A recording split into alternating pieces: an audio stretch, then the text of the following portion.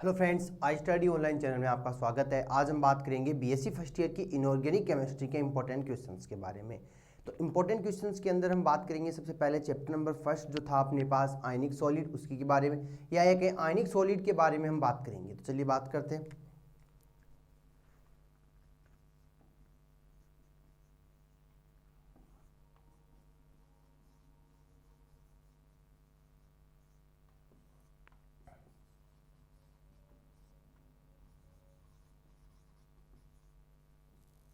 आयनिक solid.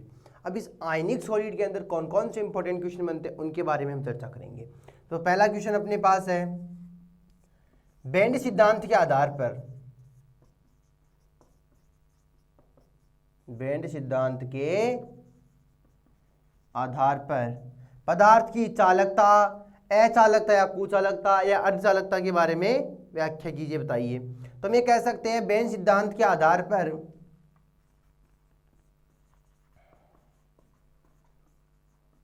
धातु की चालकता या पदार्थ की चालकता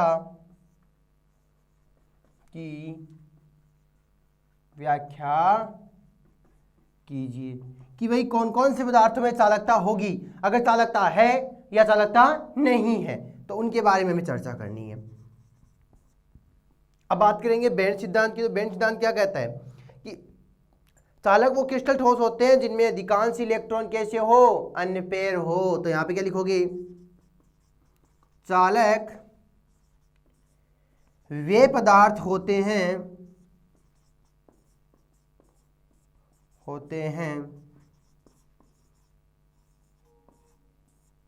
जिनमें अधिकांश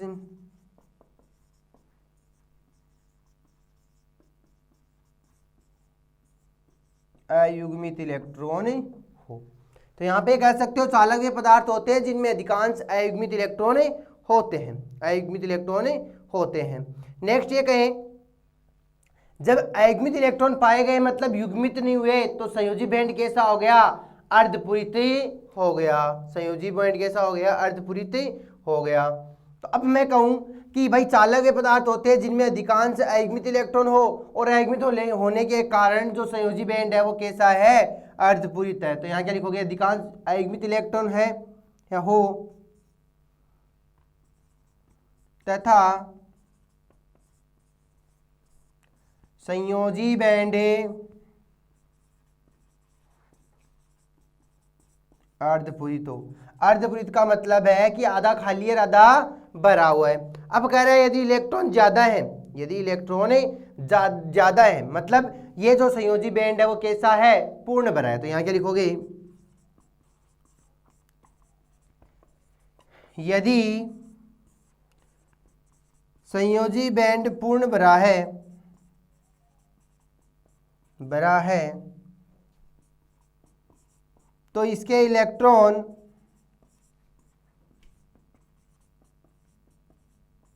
चालन बैंड में, क्या कह रहा है, यदि संयोजी बैंड पूर्ण भरा है तो इसके इलेक्ट्रॉन चालन बैंड में गति करते हैं।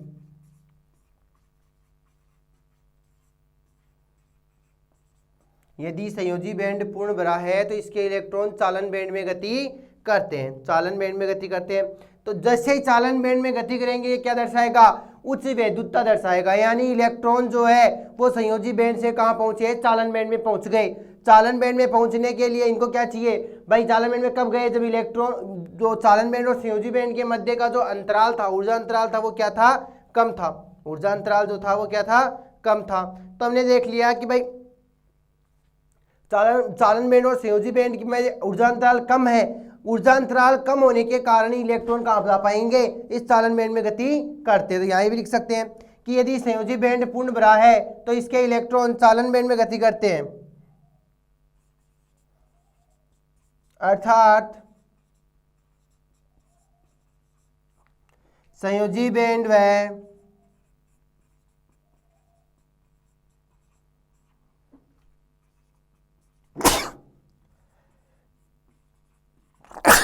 चालन बैंड के मध्य, अर्थात संयोजी बैंड व चालन बैंड के मध्य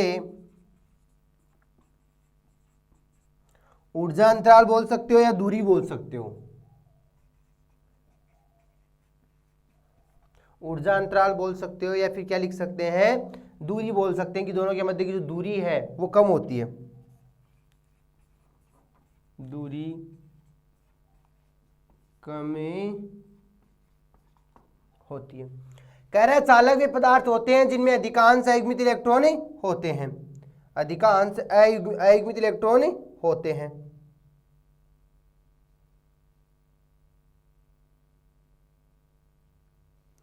नेक्स्ट हम ये कहें कि चालक वे पदार्थ होते हैं जिनमें अधिकांश अयुग्मित इलेक्ट्रॉन होते हैं, जैसे संयोजी बैंड कैसा हो, अर्धपूरित हो। अब ये कहते हैं कि यदि संयोजी बैंड कैसा हो, पूर्ण भरा हो। पहला हमने लिखा है संयोजी बैंड अर्धपूरित, दूसरा हम ले रहे हैं संयोजी बैंड कैसा हो, पूर्ण भरा हो यानी फुलफिल हो। तो इलेक्ट्रॉन जो है वो संयोजी बैंड से कहाँ चले जाएंगे, चालन बैंड में चले जाएंगे। इसके इलेक्ट्रॉन चालन बैंड में गति करते हैं, अर्थात संयोजी बैंड और चालन बैंड के मध्य ऊर्जा अंतराल या दूरी जो है वो क्या होगी, कम होगी। दूरी कम होने के कारण जो संयोजी बैंड के जो इलेक्ट्रॉन है वो आसानी से गति कर कहाँ पहुंच जाएंगे, चालन बैंड में चले जाएंगे और इलेक्ट्रिसिटी शो करेंगे, यानी धातु की जो चालकता है वो दर्शाया सकते हैं। यहां तक बात हुई।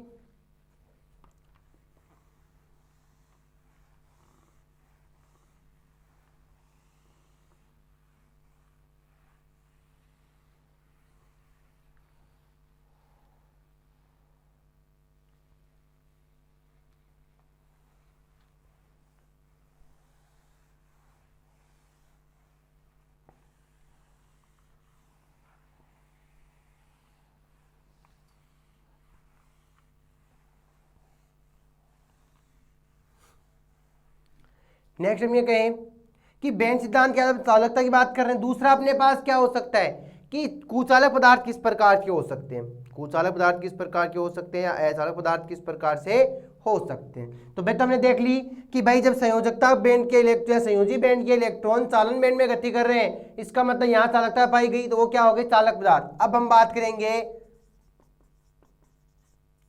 अचालक या फिर कुचालक कि अचालक या कुचालक पदार्थ क्या होते हैं। तो क्या लिखोगे, कुचालक पदार्थ वे पदार्थ होते हैं, या एक जो कुचालक होता है वो क्या लिखोगे, अचालक वे क्रिस्टल या ठोस होते हैं, अचालक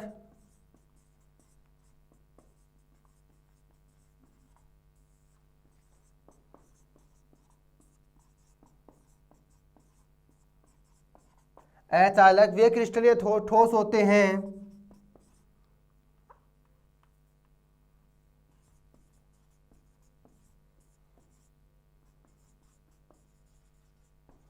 जिसमें इलेक्ट्रॉन मजबूती से बंधे रहते हैं। क्या कह रहे हैं, अचालक वे क्रिस्टल ठोस होते हैं जिसमें इलेक्ट्रॉन मजबूती से बंधे होते हैं, मजबूती से बंधे होते हैं।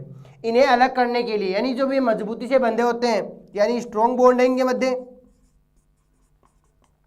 अचालक वे क्रिस्टलीय ठोस होते हैं जिसमें इलेक्ट्रॉन मजबूती से बंधे होते हैं। इन इलेक्ट्रॉन को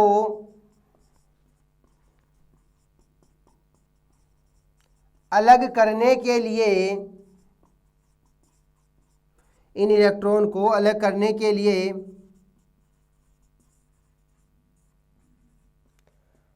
अधिक ऊर्जा की आवश्यकता होती है, अधिक ऊर्जा की आवश्यकता होती है। यानी कि अपने पास संयोजी बैंड के इलेक्ट्रॉन जो है उनको चालन बैंड में भेजना है तो हम क्या कह सकते हैं कि भाई ऊर्जा की आवश्यकता होती है, अधिक ऊर्जा की आवश्यकता होती है। और अधिक ऊर्जा की आवश्यकता होने के कारण जो संयोजी बैंड के इलेक्ट्रॉन है वो चालन बैंड में नहीं जा पाते, अधिक ऊर्जा की आवश्यकता होती है, जिसके कारण संयोजी बैंड के इलेक्ट्रॉन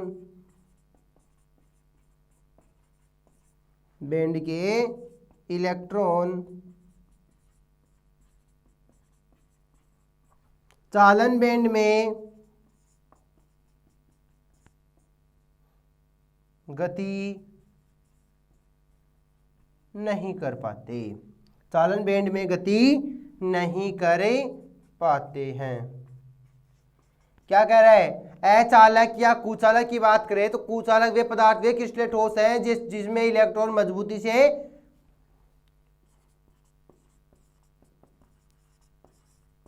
बंधे होते हैं। इन इलेक्ट्रॉन को अलग करने के लिए अधिक ऊर्जा की आवश्यकता होती है, जिसके कारण संयोजी बैंड के इलेक्ट्रॉन चालन बैंड में गति नहीं कर पाते या चालन बैंड में नहीं जा पाते, क्योंकि संयोजी जो कोश है या संयोजी बैंड और चालन बैंड के मध्य जो ऊर्जा अंतराल है वो क्या होगा, बहुत ज्यादा होगा। तो हमने लिखा है जिसके कारण संयोजी बैंड के इलेक्ट्रॉन चालन बैंड में गति नहीं कर पाते, क्योंकि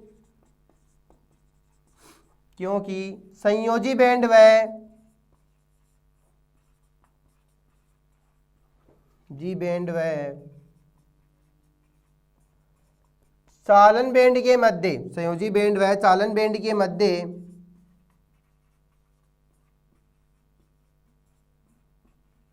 ऊर्जा अंतर बहुत अधिक होता है,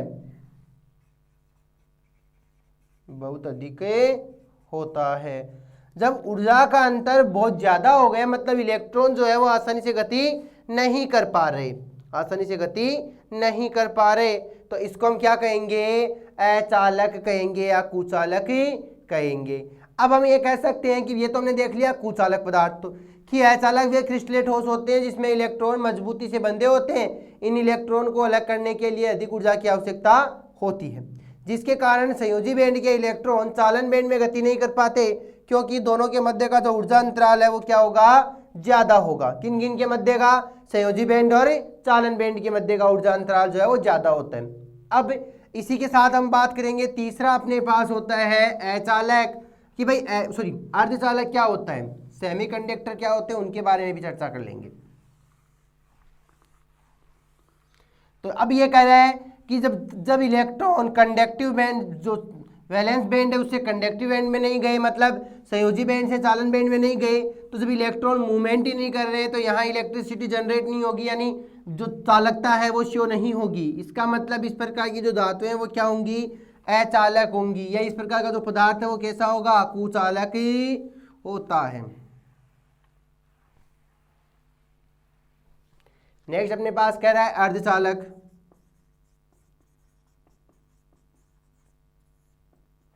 क्या कहोगे,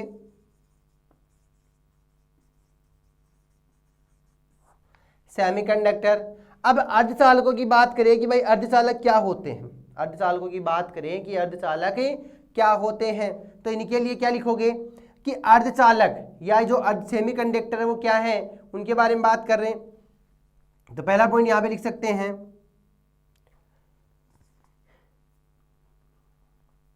यह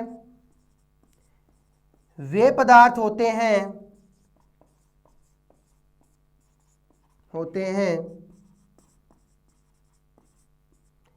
जिनके संयोजी बैंड व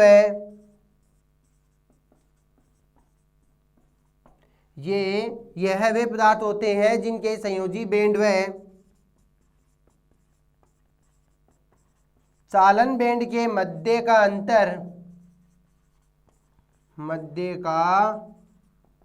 अंतर चालक पदार्थों से ज्यादा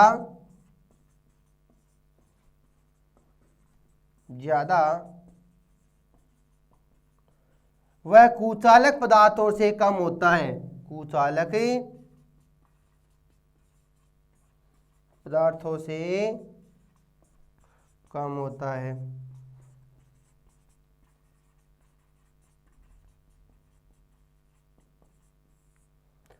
अर्धचालकों में इलेक्ट्रॉन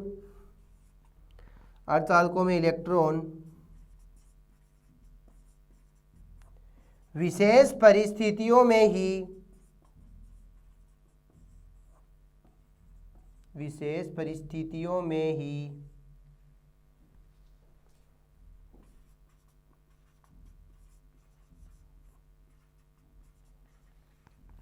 संयोजी बैंड से, विशेष परिस्थितियों में ही संयोजी बैंड से चालन बैंड में,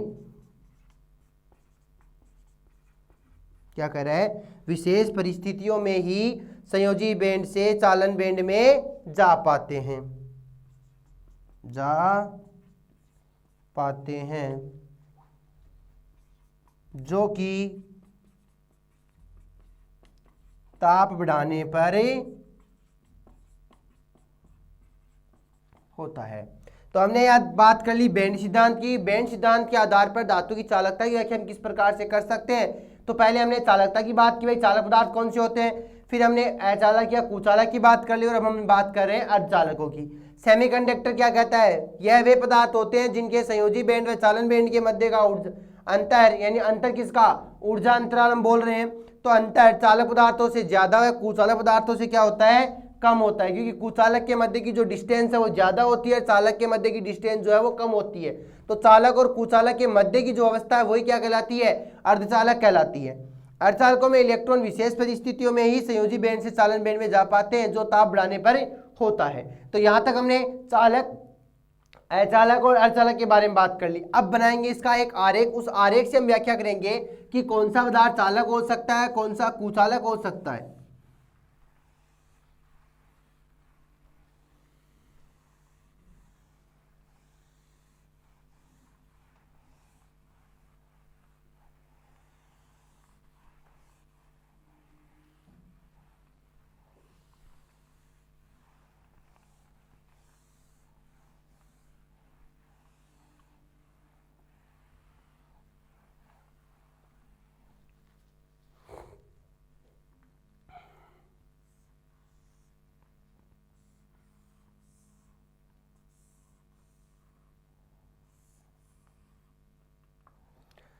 ये हमने क्या बना लिया, दो ऊर्जा बैंड बना लिए।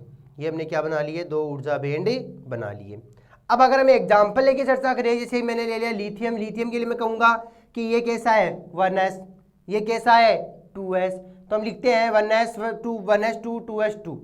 लिथियम क्या होता है 1s2 2s1। इसका मतलब ये तो क्या है फुलफिल, ये क्या है हाफ फिल, यानी अर्धपूरित और पूर्णपूरित अपने पास है, अर्धपूरित और पूर्णपूरित अपने पास ही होता है। तो यहां हमें बात करनी है कि कौन सा पदार्थ चालक होगा और कौन सा है चालक। मैं कह दूं कि ये तो अपने पास है संयोजी बैंड,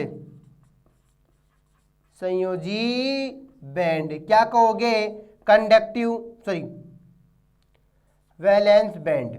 वैलेंस बैंड में क्या पाए जाते हैं, इलेक्ट्रॉन पाए जाते हैं जो कि गति करते हैं। अब इन दोनों के मध्य ये कौन सा अपने पास है, चालन बैंड, चालन बैंड, कंडक्टिव बैंड। चालन बैंड और वैलेंस बैंड के मध्य का ऊर्जा अंतराल हमने क्या लिखा है, बहुत कम होता है, कम होता है। अब ये ऊर्जा अंतराल कम होने के कारण जो इलेक्ट्रॉन है वो क्या कर जाते हैं, आसानी से यहाँ गति कर जाते हैं, आसानी से यहाँ गति कर जाते हैं। तो यहाँ पे हम ये कह सकते हैं इस प्रकार के जो पदार्थ है वो कैसा क्या शो करेंगे, चालकता शो करेंगे, और ये पदार्थ क्या कहलाएगा, चालक कहलाएगा। इस प्रकार जब इलेक्ट्रॉन संयोजी बैंड से चालन बैंड में जा रहे हैं, इसका मतलब यहाँ क्या हुआ, चालकता पाई गई, और ये पदार्थ क्या कहलाएगा, चालक कहलाएगा। दूसरा इसी तरीके से हम बात करेंगे, ये हमने लिया है कंडक्टिव बैंड,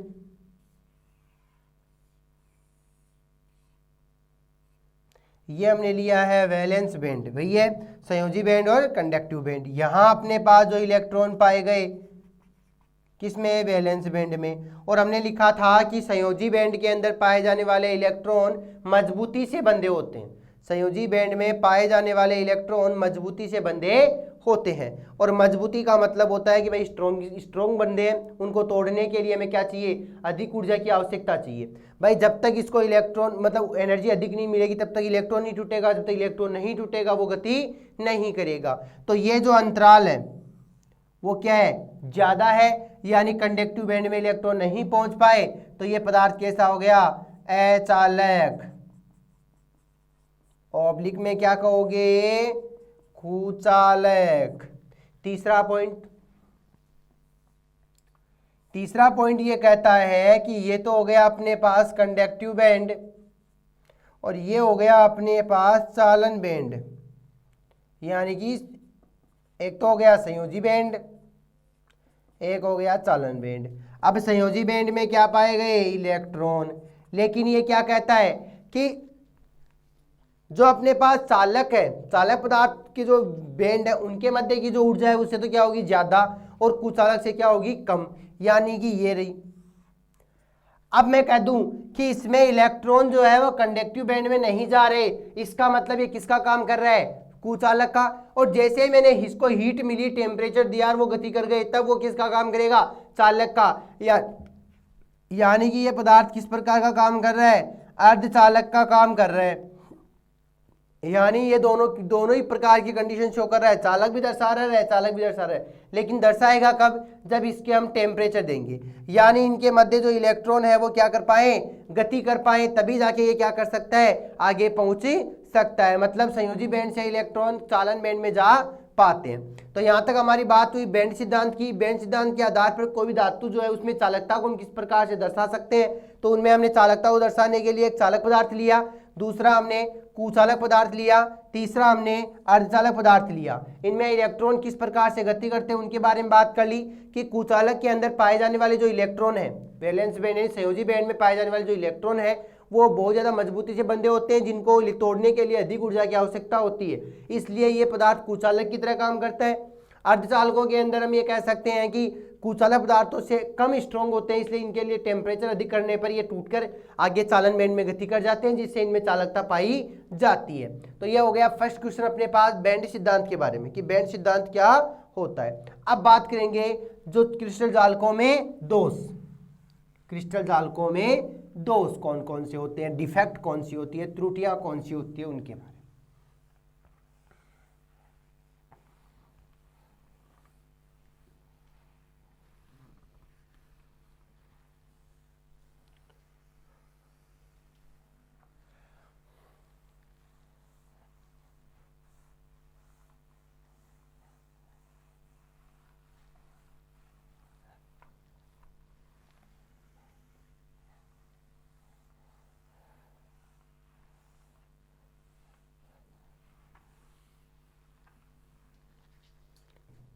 नेक्स्ट अपने पास है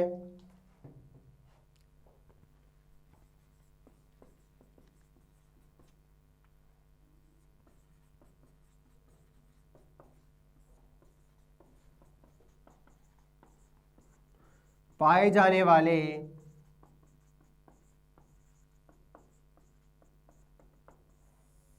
दोष कि क्रिस्टल जालकों में कौन कौन से दोष पाए जाते हैं, कौन कौन सी त्रुटियां पाई जाती है, उनके बारे में हमें चर्चा करनी है कि क्रिस्टल जालक में दोष कौन से हैं, क्रिस्टल जालकों में दोष कौन से हैं।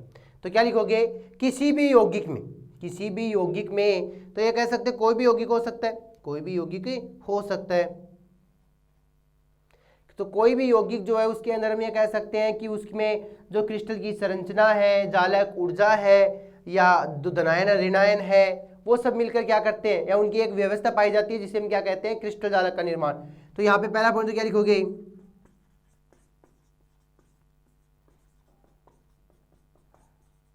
किसी यौगिक में धनायन ऋणायन त्रिज्यानुपात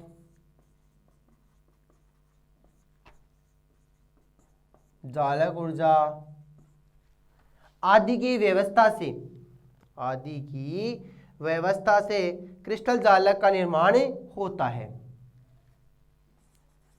आदि की व्यवस्था से। यानी ये सब जो है धनायन है, ऋणायन है, त्रिज्यानुपात है, ये क्या हो, एक क्रम में पाए जाते हो, एक क्रम में पाए जाते हो। तो मैं कहूं कि भाई एक निश्चित क्रम में पाए गए, इनकी एक निश्चित व्यवस्था पाई गई कि व्यवस्था से क्रिस्टल जालक का निर्माण होता है, जालक का निर्माण होता है। अब हम ये कहें जालक निर्माण के समय, जालक निर्माण या क्रिस्टल निर्माण के समय कहीं न कहीं, जालक निर्माण के समय, क्रिस्टल निर्माण के समय कहीं न कहीं कोई न कोई दोष तो अवश्य ही रह जाता है। जालक निर्माण के समय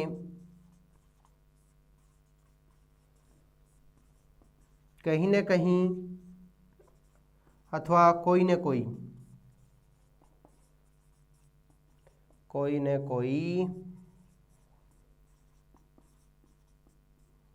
दोष अवश्य रह जाता है। तो यहां पे हम ये कह सकते हैं कि जालक निर्माण के समय कहीं न कहीं अथवा कोई न कोई दोष तो रह ही जाता है। जिससे हम ये कह सकते हैं भाई दोष आ गया अपने पास, यानी कि क्या ये कोई ना कोई त्रुटि आई। कह रहा है किसी यौगिक में धनायन, ऋणायन, त्रिज्या अनुपात, जालक ऊर्जा आदि की व्यवस्था से क्रिस्टल जालक का निर्माण होता है, और जालक निर्माण के समय कहीं ना कहीं अथवा कोई ना कोई क्या आ जाता है, दोष आ जाता है, कोई ना कोई क्या आ जाता है, दोष आ जाता है। तो हम ये कहें एक पूर्ण क्रिस्टल या आदर्श क्रिस्टल, एक पूर्ण क्रिस्टल या आदर्श क्रिस्टल वह होता है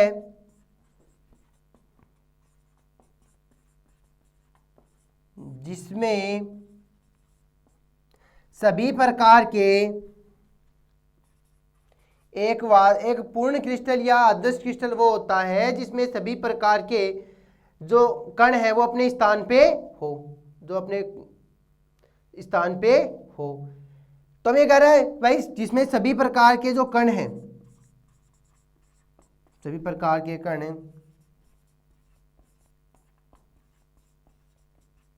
नियत स्थान पर हो, यह केवल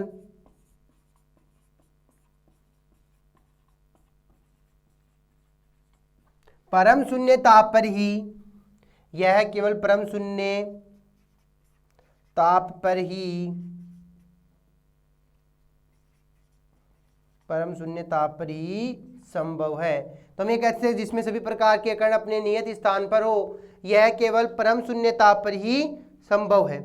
ये क्या है, केवल परम शून्य ताप पर ही संभव है, सामान्य ताप पर नहीं। सामान्य ताप पर ऐसी कोई संरचना नहीं पाई जाती, सामान्य ताप पर ही संभव है।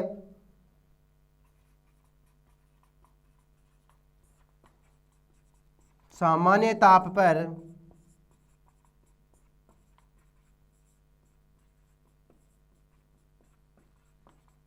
ऐसा नहीं होता। कह रहा है किसी यौगिक में धनायन, ऋणायन, त्रिज्या अनुपात, जालक ऊर्जा आदि की व्यवस्था से क्रिस्टल जालक का निर्माण होता है। जालक निर्माण के समय कहीं ना कहीं अथवा कोई ना कोई क्या आ जाता है, दोष अवश्य आता है। एक पूर्ण क्रिस्टल या आदर्श क्रिस्टल वो होता है जिसमें सभी प्रकार के कण अपने नियत स्थान पर हो। यह केवल कब संभव है, जब परम ताप हो, केवल परम शून्य ताप पर ही संभव है, सामान्य ताप पर ऐसा नहीं होता, सामान्य ताप पर ऐसा नहीं होता। अतः आदर्श संरचना में पाए जाने वाले सभी प्रकार के जो कण हैं, सभी प्रकार के जो कण है, सभी प्रकार की जो कमी है, जो हम ये कह सकते हैं क्यों आई है वो कमी, यानी यहाँ पे हमने लिखा था कि इसमें कोई ना कोई दोष आ गया, कोई ना कोई दोष तो पाया जाता है। तो ये दोष क्यों आया, ये दोष क्यों आया, क्योंकि हमने लिखा है कि एक आदर्श क्रिस्टल क्या होता है, जिसमें सभी प्रकार के कण जो अपने नियत स्थान पे हो। तो अगर ये कहे क्रिस्टल निर्माण के दौरान ये जो कण है वो अपने नियत स्थान से क्या हो, हट जाए अथवा क्रिस्टल से बाहर निकल जाए, तो हमारे जो क्रिस्टल जो बन रहा है उसमें क्या आ जाएगा, कोई त्रुटि आ जाएगी, कोई दोष आ जाएगा।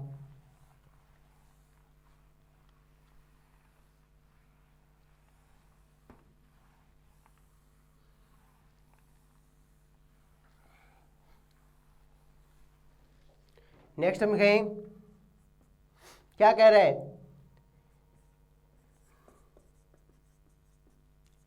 क्रिस्टल निर्माण के समय, जब भी क्रिस्टल का निर्माण हुआ, क्रिस्टल निर्माण के समय या क्रिस्टल निर्माण के समय हम ये कहें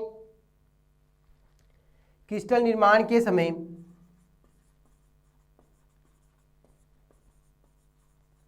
इनके कण अपने नियत स्थान से हटकर, क्रिस्टल निर्माण के समय इनके कण अपने नियत स्थान से हटकर बाहर आ जाते हैं अथवा अन्य किसी कारण से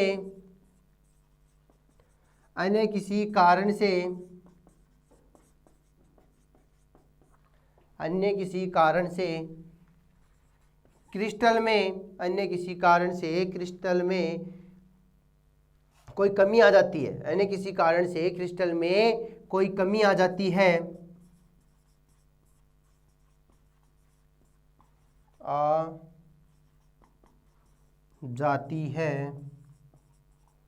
इसे या ये कहें इस कमी को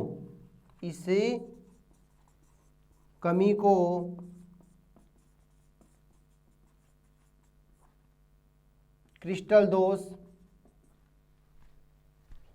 या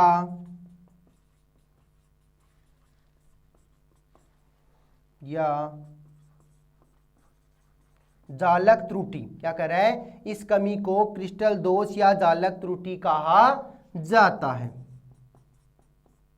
जालक त्रुटि कहा जाता है। अब हम ये कह सकते हैं क्रिस्टल दोष या जालक त्रुटि कहा जाता है, जालक त्रुटि कहा जाता है। ये जो जालक त्रुटियां हैं वो कितने प्रकार की होगी, 2 प्रकार की।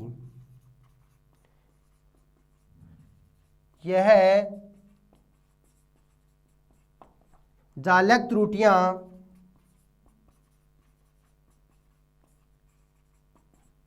दो प्रकार की होती है, ए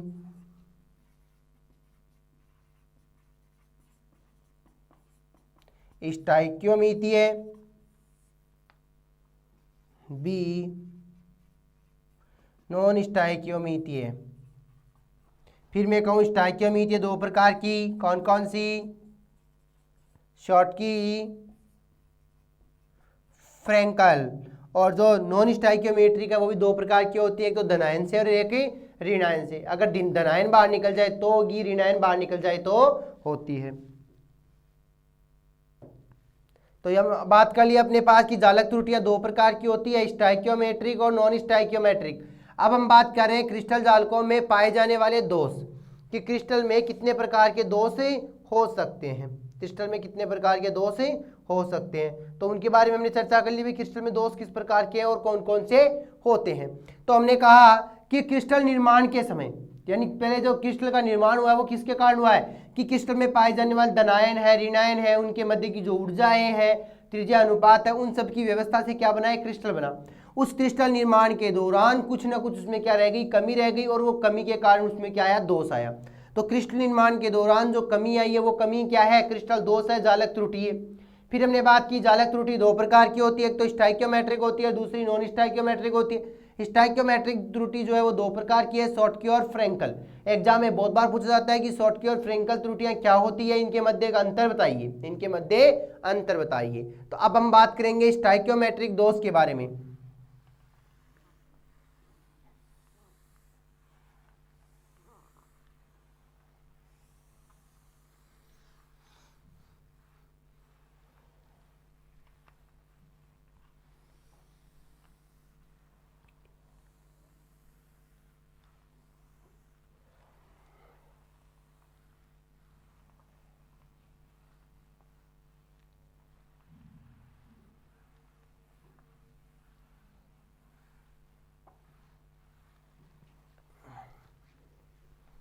नेक्स्ट अपने पास क्या है,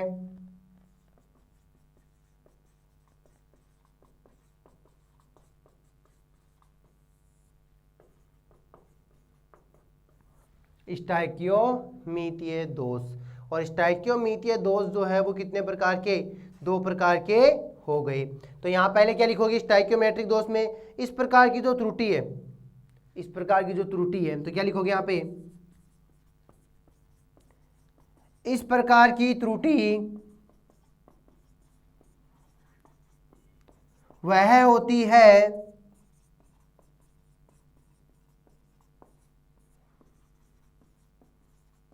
जिसमें धनायन व ऋणायन, इस प्रकार की त्रुटि वह होती है जिसमें धनायन व ऋणायन का अनुपात वही रहता है। क्या कह रहा है, इस प्रकार की त्रुटि वो होती है जिसमें धनायन और ऋणायन का अनुपात वही होता है जो रासायनिक सूत्र में होता है, वही अनुपात रहता है जो कि रासायनिक सूत्र में होता है। इस प्रकार के दोषों में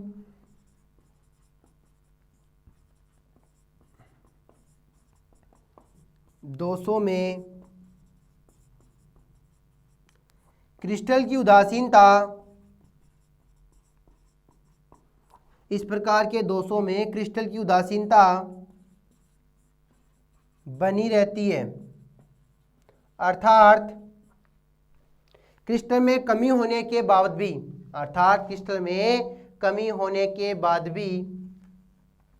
क्रिस्टल में कमी होने के बाद भी हम क्या कह सकते हैं कि जो क्रिस्टल में कमी होने के बाद भी इनकी उदासीनता बराबर रहती है, अर्थात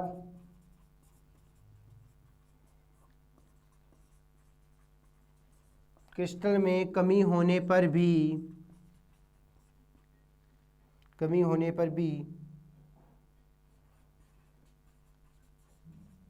उदासीनता बनी रहती है। अब हमने बात कर ली स्टाइकियोमेट्रिक दोष की। यह दो प्रकार के होते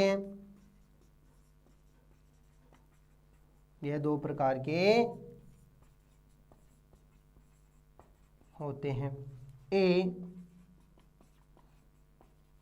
शॉटकी, बी फ्रैंकल। अब बात करेंगे शॉटकी दोष क्या होता है और फ्रैंकल दोष क्या होता है। शॉटकी दोष क्या होता है और फ्रैंकल दोष क्या होता है, तो उनके बारे में बात करेंगे। भैया तो हमने बात कर ली कि स्टाइकियोमेट्रिक दोष है वो इनमें ऐसे यौगिकों में पाया जाता है जिनमें धनायन और ऋणायन के जो धनायन और ऋणायन है वो क्या होते हैं, समान अनुपात में पाए जाते हैं, जैसे उनके रासायनिक सूत्र में होते हैं, यानी केमिकल जो स्ट्रक्चर होगी वैसी ही इन क्रिस्टलों में पाई जाती है। NaCl की बात करें तो Na+ और Cl- होता है, तो इसमें भी Na+ और Cl- होता है, यानी कि अगर कोई आयन बाहर भी निकल रहा है, क्योंकि क्रिस्टल निर्माण में जो आयन बाहर निकले उसी के कारण क्या हुआ है, दोष उत्पन्न हुआ है। तो यहाँ ये कह सकते हो जितने आयन बाहर निकले हैं, जितने पॉजिटिव निकले हैं उतने ही क्या निकलेंगे, नेगेटिव निकलेंगे, यानी दोनों की वैलेंसी समान रहेगी और जो क्रिस्टल है वो उदासीनता बनाए रखेगा। तो अब हम बात कर रहे हैं ए नंबर पे अपने पास फर्स्ट है शॉटकी। अब कह रहा है शॉटकी दोष क्या होती है, शॉटकी दोष क्या होती है। तो यहाँ पे मैं कहूँ शॉटकी दोष क्या है उसके बारे में हमें बात करनी है। शॉटकी दोष क्या है इसमें हमें बात करनी है कि भाई शॉटकी दोष क्या होता है, शॉटकी दोष क्या होता है। तो पहला क्या लिखोगे, इस प्रकार का दोष, किस प्रकार का, शॉटकी। तो इस प्रकार के जो दोष है, इस प्रकार की जो त्रुटियां हैं वो कहाँ पाई जाती है, तो इस प्रकार का दोष या त्रुटि उच्च समन्वय संख्या वाले, इस प्रकार का दोष या त्रुटि उच्च समन्वय संख्या वाले क्रिस्टलों में पाई जाती है। इस प्रकार का दोष या त्रुटि उच्च समन्वय संख्या वाले क्रिस्टलों में पाई जाती है। अब उच्च समन्वय संख्या की बात करें तो जिनके कोऑर्डिनेशन नंबर ज्यादा होंगे उन्हीं यौगिकों में शॉटकी दोष पाया जाएगा। इसमें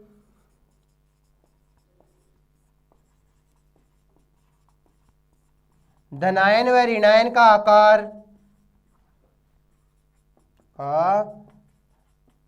आकार, इसमें धनायन व ऋणायन का आकार लगभग समान होता है, लगभग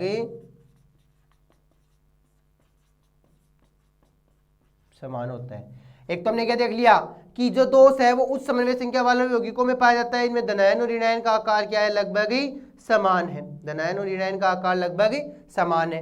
अब जब आकार समान है तो हम बात करेंगे दोष क्यों पाया गया, तो क्या लिखोगे, इस प्रकार की त्रुटि में जब धनायन अपना निश्चित स्थान छोड़कर बाहर निकलता है तो उसी के साथ में क्या आ जाता है, ऋणायन भी बाहर ही निकल जाता है। तो यहाँ पे क्या लिखोगे,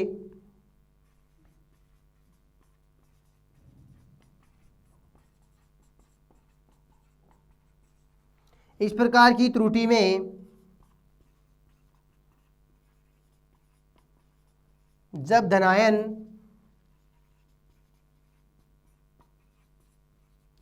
अपना नियत स्थान छोड़कर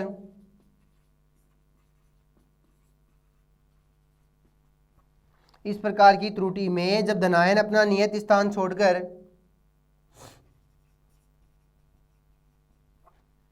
क्रिस्टल से बाहर आ जाता है,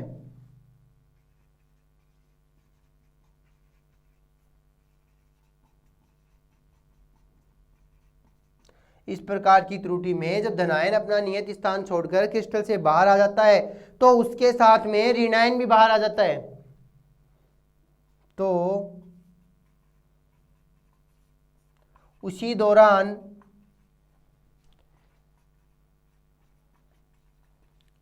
ऋणायन भी बाहर आ जाता है, ऋणायन भी बाहर आ जाता है। तो ये कह रहा है इस प्रकार की त्रुटि में जब धनायन अपना नियत स्थान छोड़ता है तो उसी के साथ में ऋणायन भी क्या हो जाता है, बाहर आ जाता है। अब जैसे धनायन और ऋणायन दोनों साथ बाहर निकल गए, ऋणायन धनायन बाहर निकल गए, यानी अभी भी क्या है, क्रिस्टल की उदासीनता बनी रहती है, ऋणायन भी बाहर आ जाता है, जिससे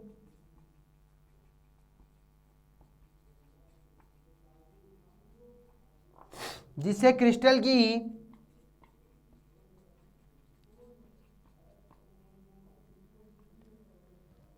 उदासीनता बनी रहती है। यानी जितने पॉजिटिव चार्ज बाहर निकले हैं उतने ही उसके साथ में क्या निकल रहा है, नेगेटिव निकल रहा है। अगर कोई क्रिस्टल ये कहता है कि उसमें से 3 पॉजिटिव निकले हैं तो इस 3 पॉजिटिव के साथ में अपने पास 3 नेगेटिव भी क्या हुए हैं, बाहर निकले। यानी कि जितना पॉजिटिव चार्ज बाहर निकलेगा उतना ही नेगेटिव चार्ज बाहर निकलेगा और क्रिस्टल की जो न्यूट्रलाइजेशन है यानी उदासीनता है वो बनी रहेगी। तो हमने एक बात की शॉटकी दोष की, शॉटकी दोष जो है वो उच्च मतलब हाई कोऑर्डिनेशन जो नंबर वाले जो क्रिस्टल है उनमें पाई जाती है। इनमें पॉजिटिव और नेगेटिव जो है उनका जो साइज है वो क्या होता है, समान होता है, आकार जो है वो समान होता है। इस प्रकार की त्रुटि में जब धनायन अपना नियत स्थान छोड़ता है तो क्रिस्टल से बाहर, धनायन नियत स्थान छोड़कर कहाँ आएगा, क्रिस्टल के बाहर, उसी दौरान ऋणायन भी क्या हो जाता है, बाहर आ जाता है, जिससे क्रिस्टल की उदासीनता बनी रहती है। आगे हम बात करते हैं।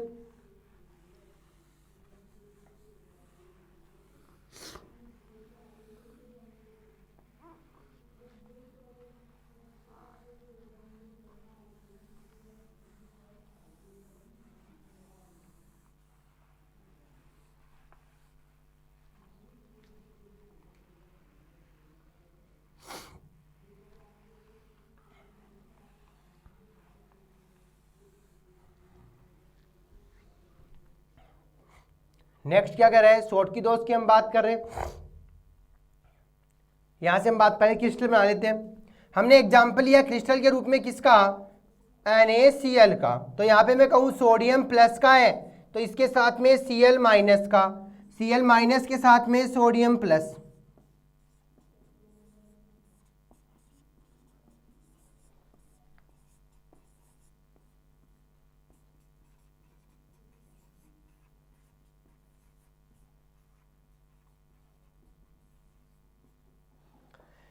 ये हमने क्या बना दिया, कोई क्रिस्टल बना दिया। अब ये क्रिस्टल क्या कहता है, जब क्रिस्टल निर्माण हुआ उस दौरान यदि एक पॉजिटिव बाहर निकला तो उसी के साथ में एक नेगेटिव भी बाहर निकला, एक पॉजिटिव बाहर निकला तो एक नेगेटिव भी क्या हुआ, बाहर निकला, और उदासीनता जो है वो बनी रही, उदासीनता जो है वो बनी रही। अब अगर मैं कह दूं कि भाई ये तो अपने पास कितने हो गए, तो यहाँ पे मैं कहूँ कि Cl माइनस था, यहाँ Na प्लस था, यहाँ Cl माइनस था, तो ये अपने पास बनी रहेंगी उदासीनता। तो यहाँ तो हमने क्या कर लिया, NaCl का एग्जाम्पल लिया और क्रिस्टल का निर्माण करवा लिया, NaCl का एग्जाम्पल ले लिया और क्रिस्टल का निर्माण करवा लिया। ऐसी स्टेक्स नीचे भी बढ़ा सकते हैं। अब यहाँ पे Cl है तो यहाँ सोडियम आ जाएगा, पहले Cl सोडियम Cl सोडियम, तो इस प्रकार की स्ट्रक्चर और आगे बनती जाएगी। अब हमने क्या किया यहाँ पे कि Na के बाद क्लोरीन था, क्लोरीन के बाद में Na था, तो हमने Na और को बाहर निकाला तो Cl भी बाहर निकल गया, तो उदासीनता बनी रही, उदासीनता जो है वो बनी रही। तो हमने क्या देखा कि उदासीनता बनी रहती है। अब हम ये कह सकते हैं इस प्रकार से एक धनायन से या एक से अधिक धनायन जो बाहर निकलते हैं उनके साथ में एक से अधिक ऋणायन भी बाहर निकल जाते हैं। इस प्रकार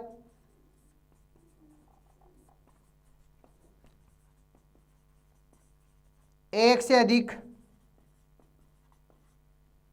धनायन बाहर निकलने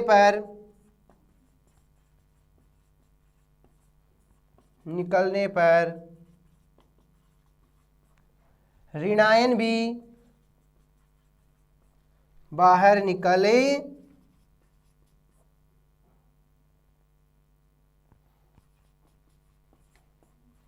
जाते हैं। इस प्रकार एक से अधिक धनायन बाहर निकलने पर ऋणायन भी बाहर निकल जाता है और क्रिस्टल का घनत्व जो है वो कम हो जाता है।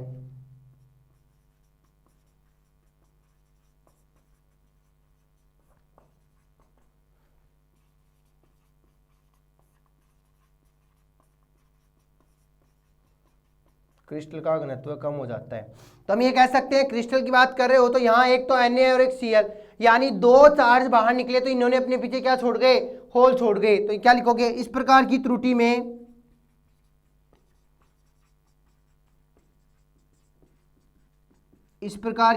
में आयनों के बाहर निकलने पर उनके पीछे होल रह जाते हैं,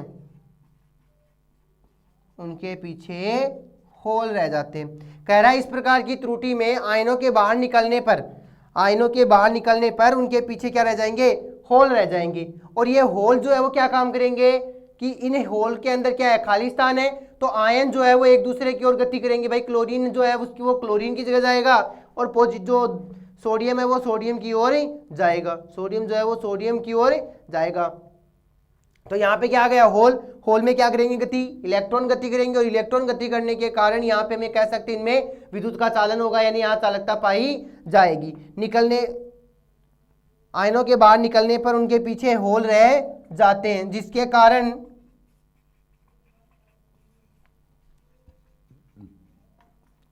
इलेक्ट्रॉन गति कर चालकता दर्शाते हैं। और एग्जाम्पल की बात करें तो NaCl ले सकते हो, सीजियम क्लोराइड ले सकते हो। तो ये हो गया अपने पास शॉर्ट की दो। दूसरा हम बात करेंगे फ्रेंकल। दूसरा क्या कहता है, फ्रेंकल।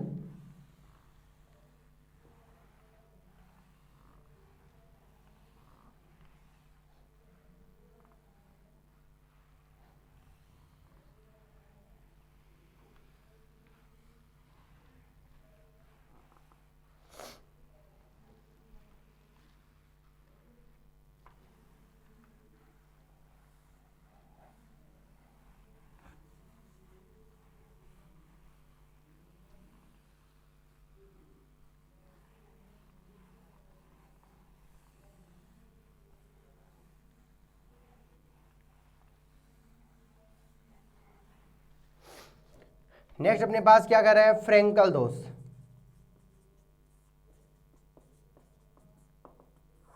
क्या लिखोगे,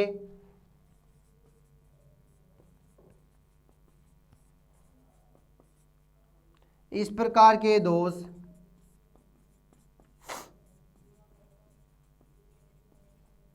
निम्न समन्वय संख्या वाले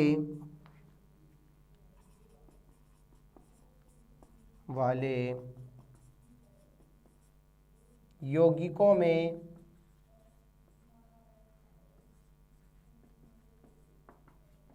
पाए जाते हैं। इस प्रकार के दोष निम्न समन्वय संख्या वाले यौगिकों में पाए जाते हैं तथा इनमें धनायन का आकार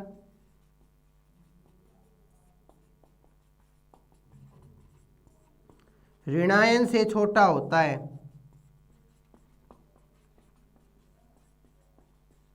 जिसके कारण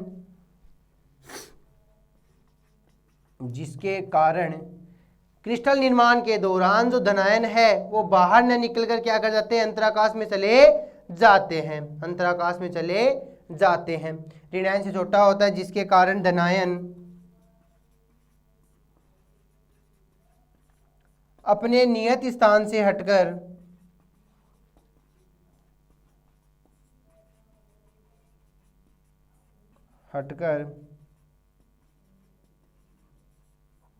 अंतराकाशी स्थानों में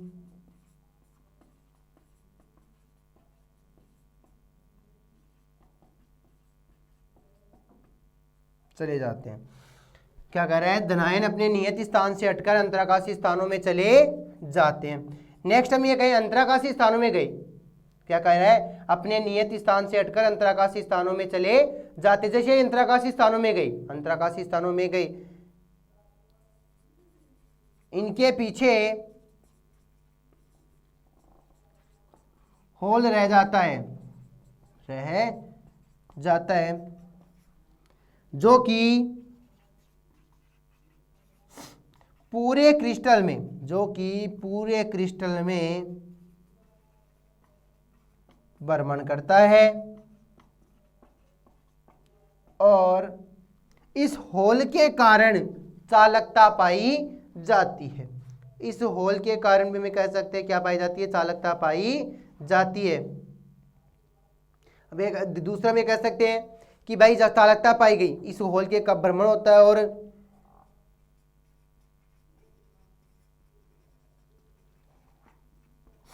होल के कारण चालकता पाई जाती है। एग्जाम्पल की बात करें यहाँ पे, भाई कौन कौन सा एग्जाम्पल इसमें हम ले सकते हैं, कौन कौन से एग्जाम्पल इसमें ले सकते हैं। तो यहाँ पे कह सकते हो ZnS आ सकता है, AgBr आ सकता है, AgCl आ सकता है। तो यहाँ पे हम बात करें, जैसे मैं कहूँ ये पॉजिटिव, ये negative, positive, negative, negative, positive,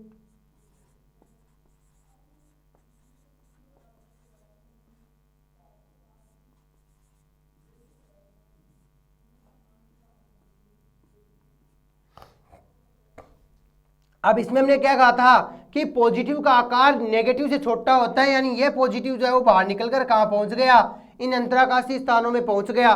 तो ये पॉजिटिव क्या आ गया, होल।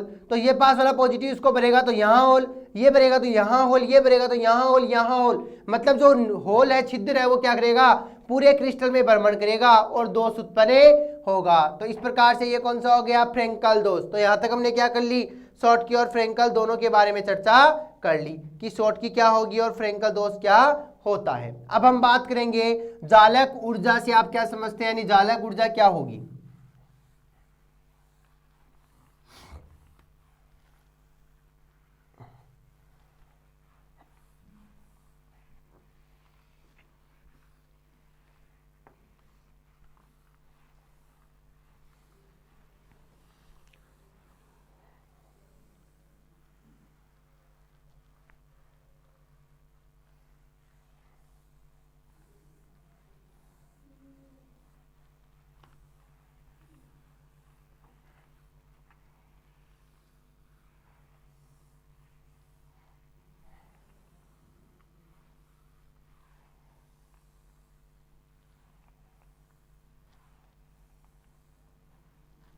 नेक्स्ट हम बात करें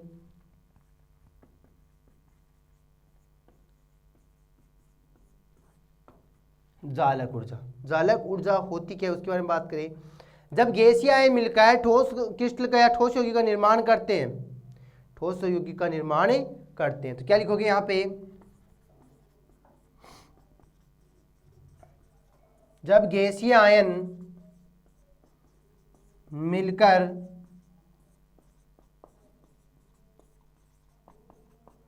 ठोस यौगिक का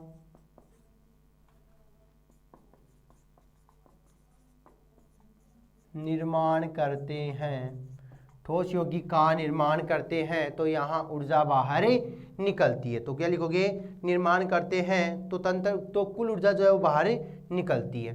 निर्माण करते हैं तो कुल ऊर्जा बाहर निकलती है। यह ऊर्जा जालक ऊर्जा कहलाती है, जालक ऊर्जा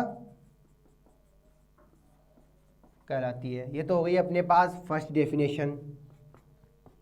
अब सेकंड डेफिनेशन क्या कहता है, सेकंड डेफिनेशन क्या कहती है, वह ऊर्जा जो एक मोल क्रिस्टलीय ठोस को, एक मोल क्रिस्टल ठोस में से आयनों को पृथक करने के लिए दी जाती है। क्या कह रहा है, वह ऊर्जा जो एक मोल क्रिस्टलीय ठोस में से, वह ऊर्जा जो 1 मोल क्रिस्टलीय ठोस में से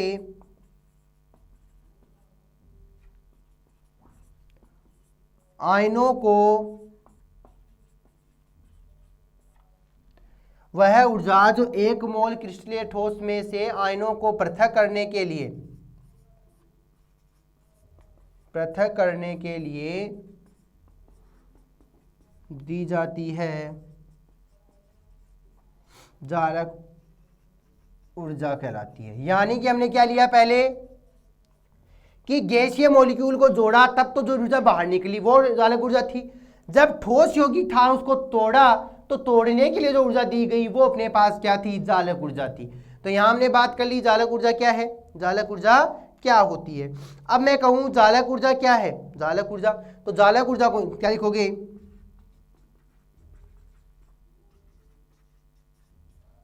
जालक ऊर्जा को यूं से दर्शाया जाता है, जालक ऊर्जा को यूं से दर्शाया जाता है।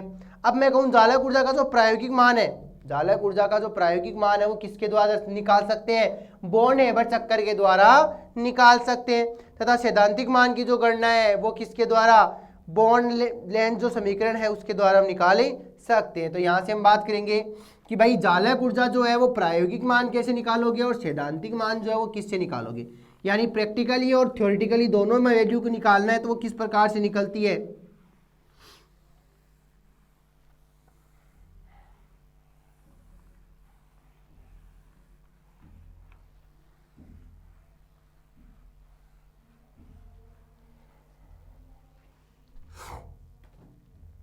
नेक्स्ट हम बात करें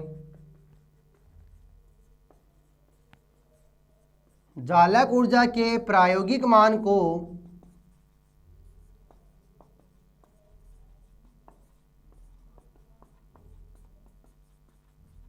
बोर्न-हेबर चक्कर के द्वारा, जालक ऊर्जा के प्रायोगिक मान को बोर्न-हेबर चक्कर के द्वारा तथा सैद्धांतिक मान को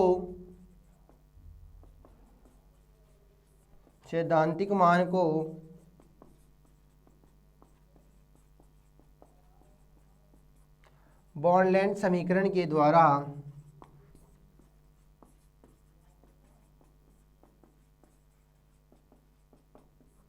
निकाला जा सकता है।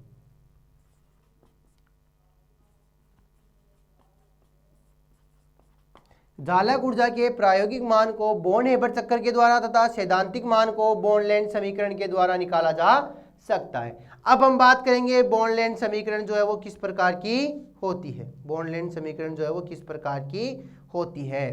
तो यहाँ से हम बात करें U बराबर, भाई जालक ऊर्जा को हमने U से लिखा है तो U बराबर minus Z plus Z minus, कह रहा है U बराबर minus Z plus Z minus, Z plus Z minus, फिर कह रहा है ई ए एन, ई का स्क्वायर आ गया और ए एन आ गया। फिर हम ये कहेंगे 1 माइनस 1 अपॉन एन और नीचे क्या आ गया 4 pi summation naught R naught, summation naught और आर नॉट। अब यहां हमें बात करनी है कि भाई जालक ऊर्जा के जो प्रैक्टिकल मान था यानी प्रायोगिक मान था वो बोर्न-हेबर चक्कर के द्वारा और सैद्धांतिक मान को हम किससे, बोर्न-लैंड समीकरण के द्वारा निकाल सकते हैं। अब कह रहा है U बराबर, U क्या है अपने पास, जालक ऊर्जा है, U क्या है, जालक ऊर्जा। अभी जालक ऊर्जा की वैल्यू निकालनी है तो वो किस प्रकार से निकालोगे उनके बारे में बात करें। तो यहाँ पे मैं कह सकते हैं कि Z प्लस जेड माइनस क्या है, तो यहाँ लिखिए यहाँ Z प्लस जेड माइनस क्या है, धनायन व ऋणायन पर आवेश, धनायन व ऋणायन पर आवेश।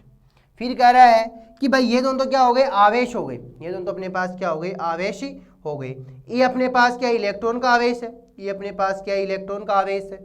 आर क्या है, दूरी है, एन क्या है, बॉन्ड घातांक है, और जो अपने पास समेशन है वो डाइलेक्ट्रिक स्थिरांक, और जो मेंडेलुंग स्थिरांक है वो क्या है, ए है। यानी यहां में कहें कि अपने पास जेड जेड हो गया, फिर ई है, ए है, एन है, पाई है, समेशन है और आर है। ये क्या, इसको क्या लिखोगे, इलेक्ट्रॉनिक आवेश। ए क्या है, मेंडेलुंग स्थिरांक, एन क्या है, आवोगाद्रो संख्या,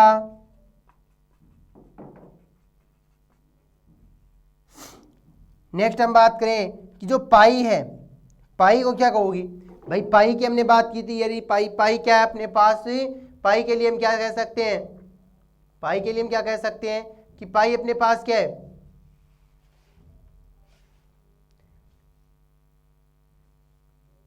नेक्स्ट हम बात कर रहे हैं अपने पास कि भाई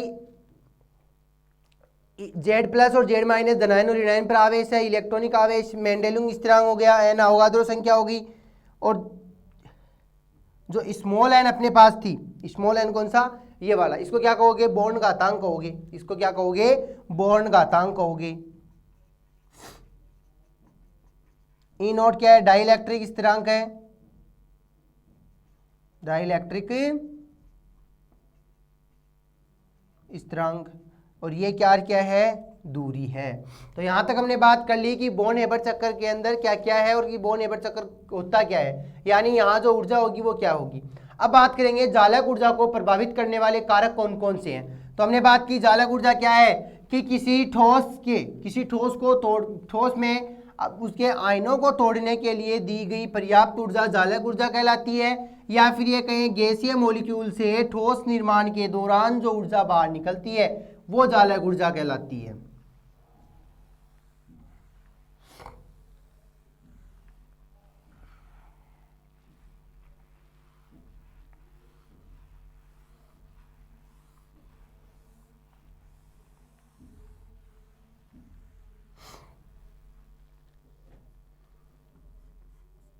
क्या कह रहा है, जालक ऊर्जा। अब ये जालक ऊर्जा को प्रभावित करने वाले कारक यानी फैक्टर कौन कौन से हो सकते हैं उनके बारे में बात करनी है। पहला कह रहा है आयनिक आवेश, आयनिक आवेश यानी चार्ज के ऊपर जो आवेश है वो किस प्रकार का होगा। तो ये कह रहा है आयनिक आवेश जो है वो गुणनफल के समानुपाती होता है। यहाँ पे क्या कहोगे, जालक ऊर्जा जो है या जालक ऊर्जा का मान जो है वो आयनिक आवेश के गुणनफल के समानुपाती होता है। तो यहां लिखें जालक ऊर्जा का मान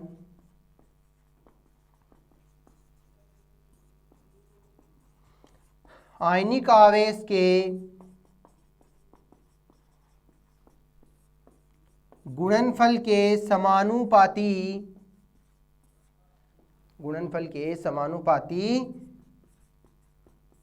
होता है।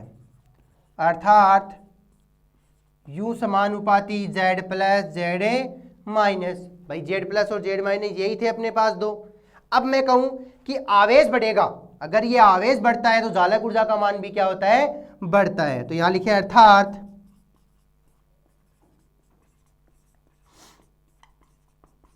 आवेश बढ़ने पर, इस पॉजिटिव नेगेटिव को हम ऊपर नीचे भी कर सकते हैं, आवेश बढ़ने पर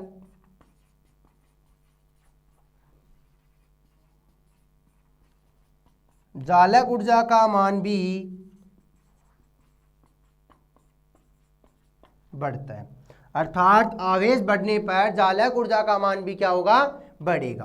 तो हमने लिखा है आयनिक आवेश, जालक ऊर्जा का मान आयनिक आवेश के गुणनफल के समानुपाती होता है, यानी जालक ऊर्जा समानुपाती हो गया Z प्लस और Z माइनस यानी आवेश। तो यहां हमने लिखा आवेश बढ़ने पर जालक ऊर्जा का मान भी बढ़ता है। दूसरा अपने पास कह रहा है क्रिस्टलीय संरचना, सेकंड पॉइंट है क्रिस्टल की संरचना किस प्रकार की हो।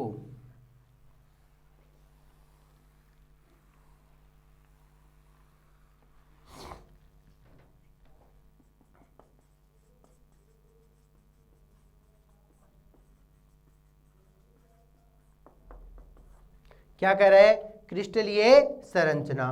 तो मैं कहूं समन्वय संख्या बढ़ने पर, समन्वय संख्या का मान बढ़ने पर हम क्या कहेंगे, जालक ऊर्जा का मान भी बढ़ता है। समन्वय संख्या बढ़ने पर चालक ऊर्जा का मान भी बढ़ता है। समन्वय संख्या बढ़ने पर चालक ऊर्जा का मान बढ़ता है। नेक्स्ट हम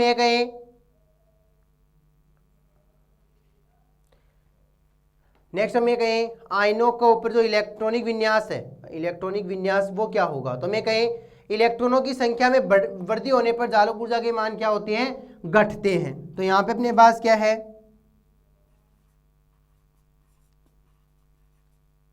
इलेक्ट्रॉनिक विन्यास। तो क्या लिखोगे? इलेक्ट्रॉनिक विन्यास के अंदर क्या लिखोगे कि चालक ऊर्जा के अंदर इलेक्ट्रॉन की संख्या बढ़ने पर, चालक ऊर्जा या चालक ऊर्जा में या क्रिस्टलों में कि आयन जो है, आयनों में इलेक्ट्रॉन की संख्या बढ़ने पर चालक ऊर्जा के मान है वो क्या होते हैं? घटते हैं। तो क्या लिखोगे? आयनों में इलेक्ट्रॉन की संख्या बढ़ने पर, आयनों में इलेक्ट्रॉन की संख्या बढ़ने पर चालक ऊर्जा का मान घटता है। चालक ऊर्जा का मान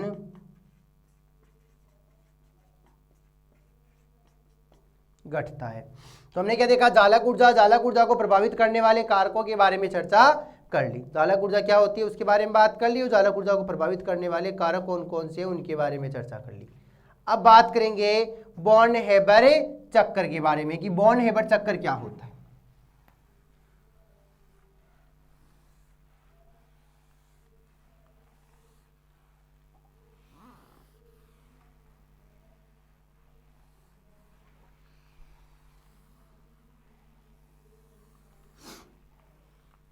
नेक्स्ट क्या कर रहा है? बॉर्न हेबर चक्कर।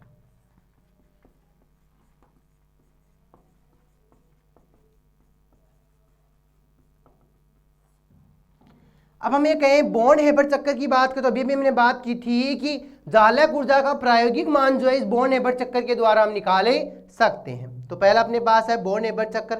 तो क्या लिखोगे? किसी आयनिक यौगिक के बनने के लिए, किसी आयनिक यौगिक के बनने की जो ऊर्जा है, आयनिक यौगिक की बनने की ऊर्जा है, किसी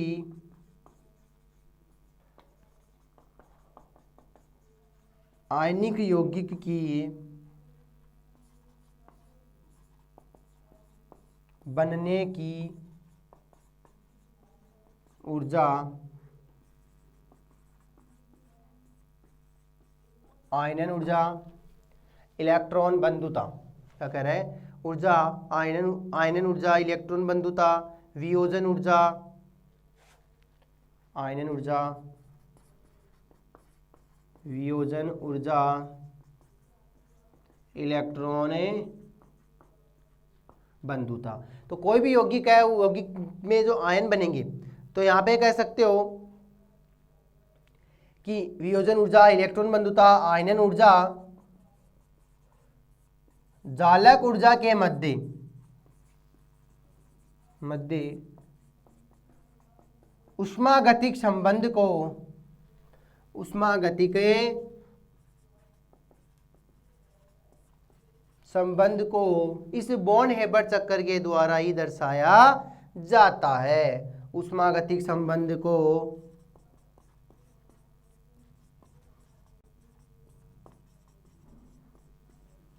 चक्कर से दर्शाया जाता है। तो क्या कर रहा है? किसी आयनिक यौगिक के बनने की ऊर्जा, कोई भी आयनिक यौगिक है वो किस प्रकार से बन रहा है तो उसकी जो ऊर्जा होगी, यानी आयनन ऊर्जा, वियोजन ऊर्जा, इलेक्ट्रॉन बंधुता, चालक ऊर्जा के मध्य ऊष्मागतिक संबंध को हम किससे दर्शाएंगे? इस बॉर्न हेबर चक्कर के द्वारा दर्शाएंगे। तो हम इसमें फर्स्ट पॉइंट में कह सकते हैं किसी अभिकर्मक से उत्पाद बनने में जो ऊर्जा परिवर्तन है वो क्या होता है? समान होता है, समान होता है, चाहे अभिक्रिया किसी भी पद द्वारा संपन्न होती हो। तो पहला पॉइंट क्या कह रहा है?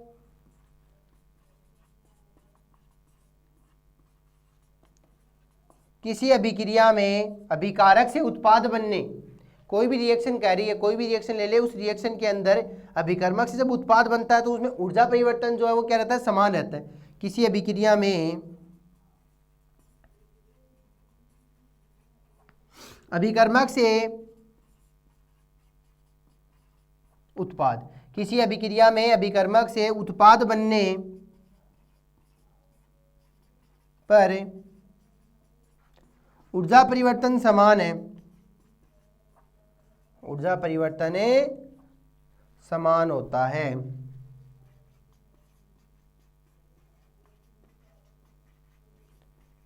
चाहे अभिक्रिया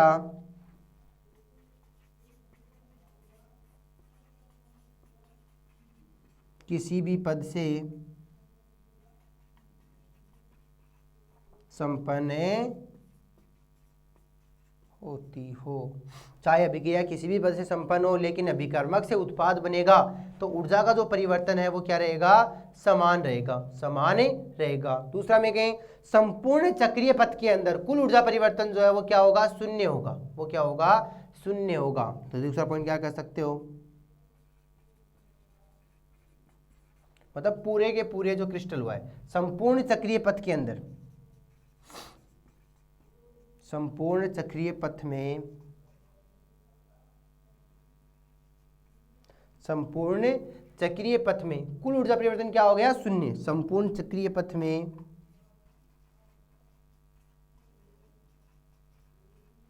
कुल ऊर्जा परिवर्तन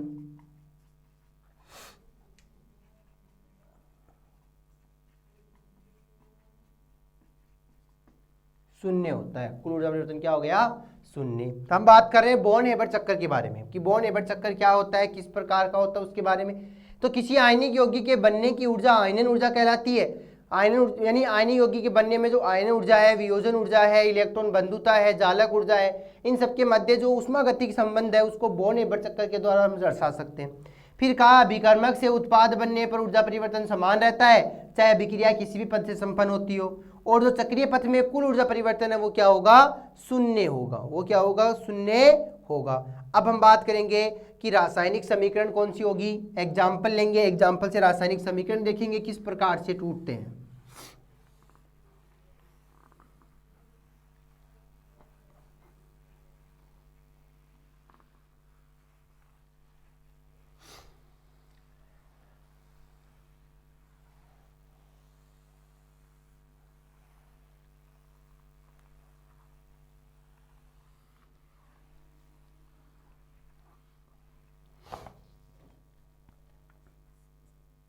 बॉर्न हेबर्ट चक्कर, और इसके अंदर हम बात करेंगे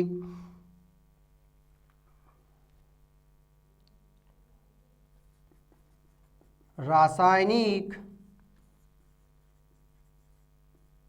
समीकरण की, कि रासायनिक समीकरण क्या होती है, रासायनिक समीकरण क्या होती है। तो सबसे पहले तो अपने पास क्या है, NaCl, एग्जाम्पल हमने लिया है NaCl, किसमें, सॉलिड में। ये NaCl किसमें टूटता है, Na plus Cl, Na plus और Cl माइनस में। तो यहां अपने पास जो NaCl टूटा है वो किस प्रकार से टूटा उसके बारे में बात करनी है। तो सबसे पहले हमने दिया Na जो किसमें है, सॉलिड में, Na कैसा है, सॉलिड में। तो इस Na सॉलिड को क्या दी गई, ऊर्ध्वापातन ऊर्जा दी गई, जिससे ये सॉलिड जो है वो किस में आ गया, Na गैस में आ गया। इसको क्या कहोगे, ऊर्ध्वापातन ऊर्जा, ऊर्ध्वापातन ऊर्जा। फिर कह रहा है कि जो Na गैस था उस गैस को आयनन ऊर्जा दी गई, उस गैस को क्या दी गई, आयनन ऊर्जा दी गई, तो वो किस में कन्वर्ट हो गया। तो Na गैस है, गैस को क्या, आयनाइजेशन एनर्जी यानी आयनन ऊर्जा, और आयनन ऊर्जा के लिए हमने क्या कर लिया, Na प्लस गैस, साथ में क्या निकला, इलेक्ट्रॉन निकला। तो ये कौन सी हो गई, आयनन ऊर्जा हो गई। तो पहले अपने पास ऊर्ध्वापातन ऊर्जा, दूसरी क्या हो गई, आयनन ऊर्जा। अब मैं कहूं कि 1/2 Cl2 अपने पास क्या है, गैस है, 1/2 Cl2 अपने पास क्या है, गैस है। इसको Cl में कन्वर्ट करना है, Cl गैस में कन्वर्ट करना है। तो यहां जो ऊर्जा दी गई वो क्या कहलाई, वियोजन ऊर्जा,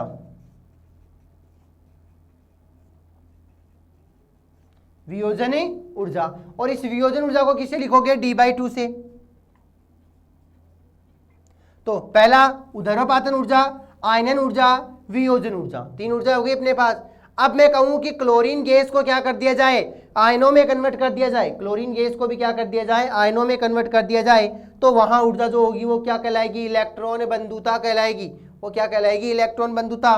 तो यहां से मैं कहूं कि अपने पास था क्लोरीन गैस, इस क्लोरीन गैस को क्या दी गई, इलेक्ट्रॉन बंधुता, इलेक्ट्रॉन एफिनिटी।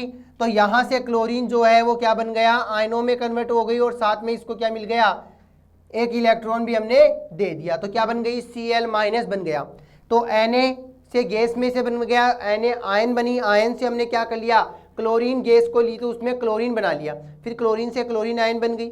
अब मैं कहूं कि यहां अपने पास कि गैस और गैस को मिलकर क्या बना, गैस और गैस से मिलकर क्या बना, तो उसको हम क्या कह सकते हैं, तो वहां क्लोरीन गैस बन गई, यहां Na+ गैस बन गया। तो क्या लिखोगे, Na प्लस Cl-, ये भी गैस का और ये भी गैस का। तो ये कह रहा है दोनों गैस और गैस को, दोनों गैस और गैस को जब हमने ऐड करवाया तो अपने पास क्या बना, NaCl सॉलिड बना। और एक गैसीय अणु, गैसीय आयनों से जब सॉलिड का निर्माण होता है उस दौरान जो ऊर्जा बाहर निकलती है वो क्या कहलाती है, -U, यानी कि जालक ऊर्जा कहलाती है।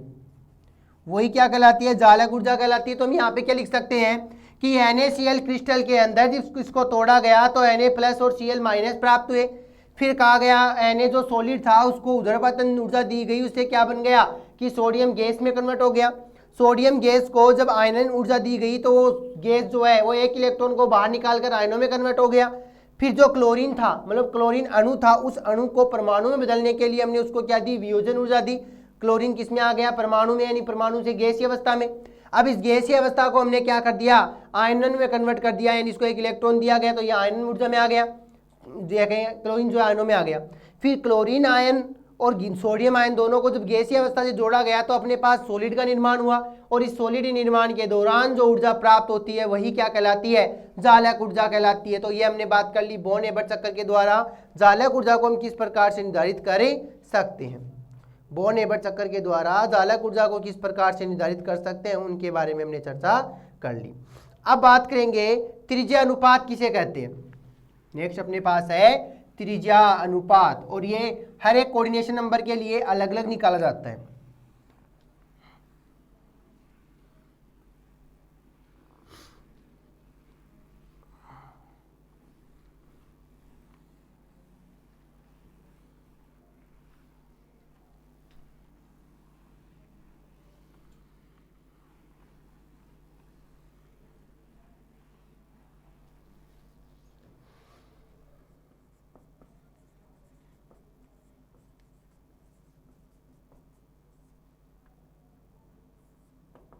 क्या कह रहा है, त्रिज्या अनुपात। त्रिज्या अनुपात की बात करें, आयनीय यौगिकों की क्रिस्टल संरचना पर, अर्थात मैं कहें क्रिस्टलों में आयनों की पैकिंग पर प्रभाव पड़ता है, यानी कि समन्वय संख्या का निर्धारण जो है वो क्रिस्टलों की समन्वय संख्या का निर्धारण किस प्रकार से करते हैं उसके बारे में हम चर्चा करेंगे। तो यहां में कहें कि कोऑर्डिनेशन नंबर 6 के लिए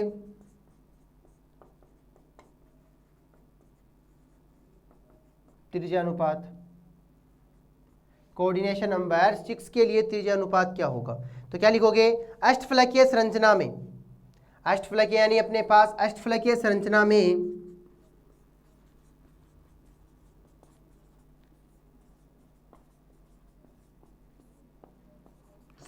में कोऑर्डिनेशन नंबर 6 होता है, अर्थात 6 बंध पाए जाते हैं।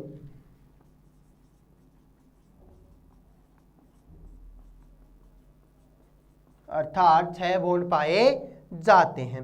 अब हम ये कहें त्रिज्या अनुपात जो होता है वो होता क्या है उसके बारे में बात करें, तो आयनिक यौगिक के धनायन और ऋणायन का अनुपात ही क्या है, त्रिज्या अनुपात है। तो यहां पे लिख सकते हैं नेक्स्ट पॉइंट, आयनिक यौगिकों के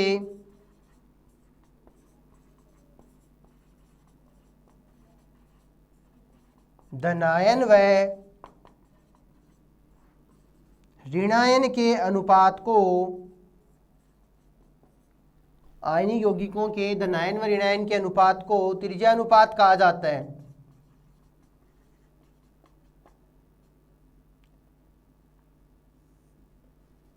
कहा जाता है।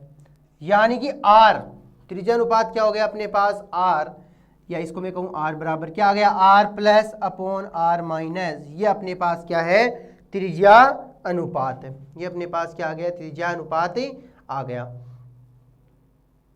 अब मैं कहूँ कि भाई हमने लिख लिया कि अष्टफलकीय संरचना में कोऑर्डिनेशन नंबर 6 होता है, अर्थात 6 बॉन्ड पाए जाते हैं। दूसरा हमने लिखा आयनिक यौगिकों के धनायन व ऋणायन के अनुपात को, आयनिक यौगिकों में धनायन व ऋणायन के अनुपात को त्रिज्या अनुपात कहा जाता है। अब अपने पास त्रिज्या अनुपात है, उसके अंदर भी कह सकते हैं इस संरचना के अंदर जो धनायन और ऋणायन है, मतलब धनायन और ऋणायन जो है वो क्या होंगे एक ही तल में होंगे, एक ही तल में होंगे। तो यहाँ पे मैं कहूँ एक धनायन और एक ऋणायन एक तल में, यानी कि अपने पास इस अष्टफलकीय संरचना में जितने भी ऋणायन और धनायन होंगे वो सभी क्या होंगे एक तल में पाए जाते हैं। तो सीधा सा लिख दें कि धनायन और ऋणायन जो है वो एक ही तल में पाए जाते हैं।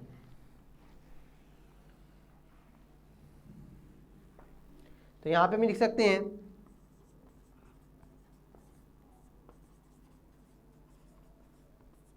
धनायन व ऋणायन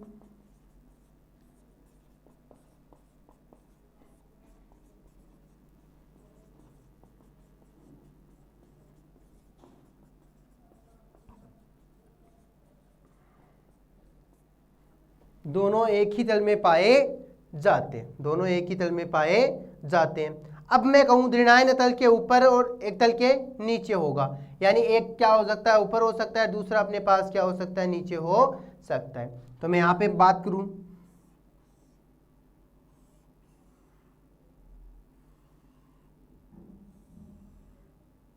ओ ए बी सी डी, ये अपने पास क्या हो गया कोई हमने डायग्राम बनाया।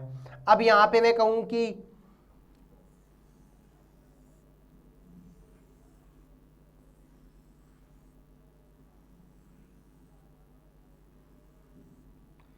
ये ओ शेप है, यहाँ जो क्या बन गए अपने पास इस तल में 4 ऋणायन ए बी सी डी और ओ इस प्रकार से घेरे हैं।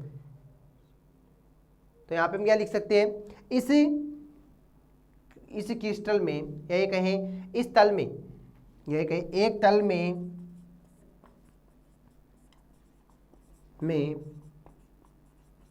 4 ऋणायन ए बी सी डी,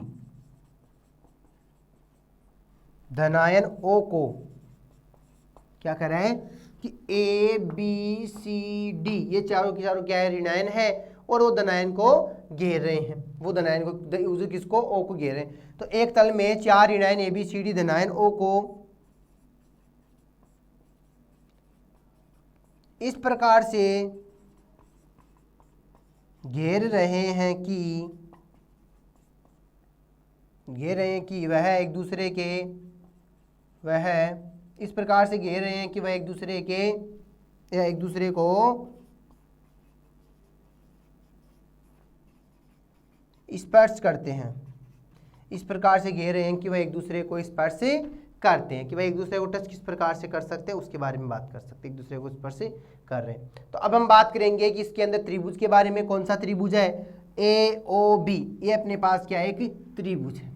इस त्रिभुज के बारे में बात करेंगे और इसकी समन्वय संख्या 6 के लिए जो त्रिज्या अनुपात है वो निकालेंगे।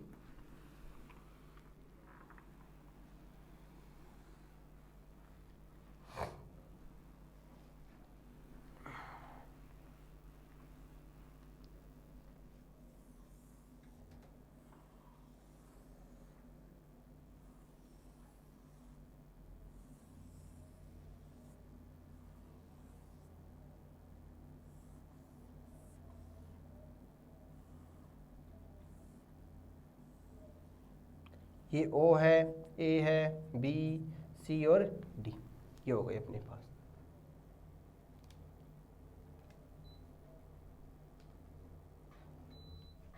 अब हम बात करें, ये तो हमने क्या बना लिया धनायन और ऋणायन की बात कर ली। अब मैं कहूं त्रिभुज ए ओ बी, त्रिभुज ए ओ बी एक समकोण है, एक समकोण है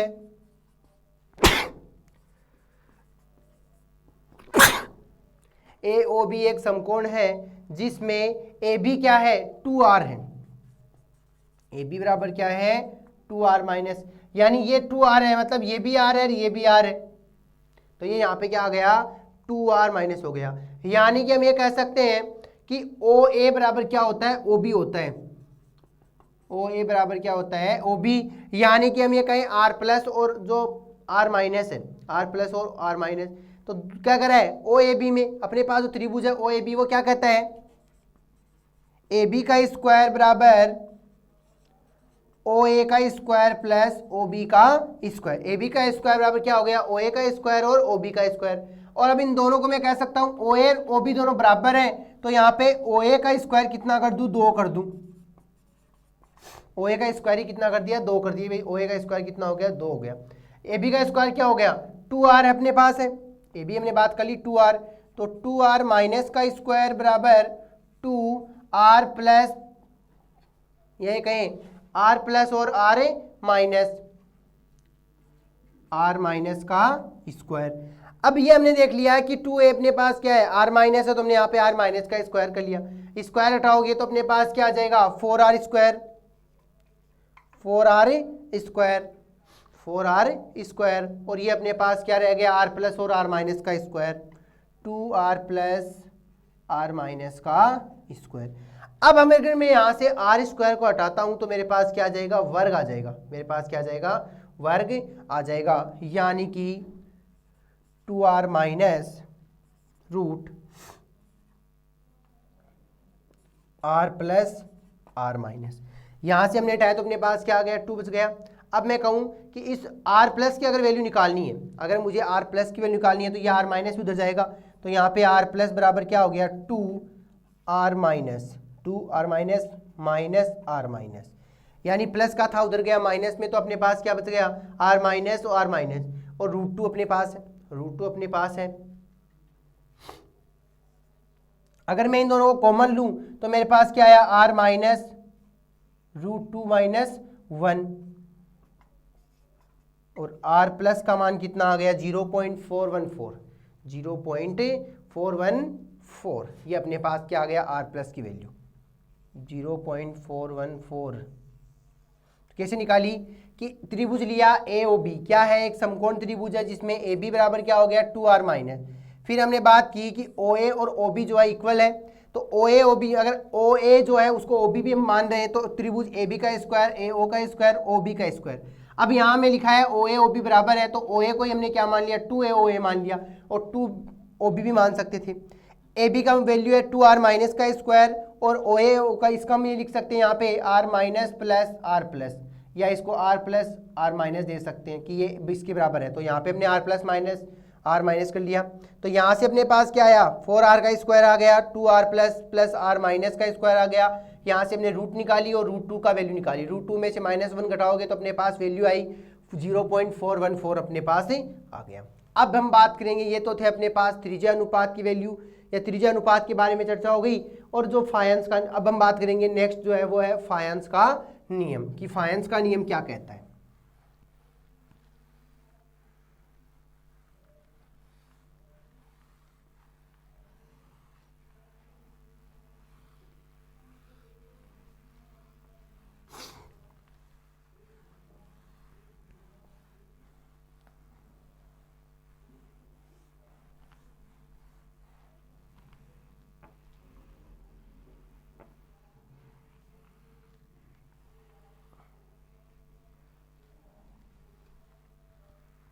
नेक्स्ट अपने पास है फायंस का नियम।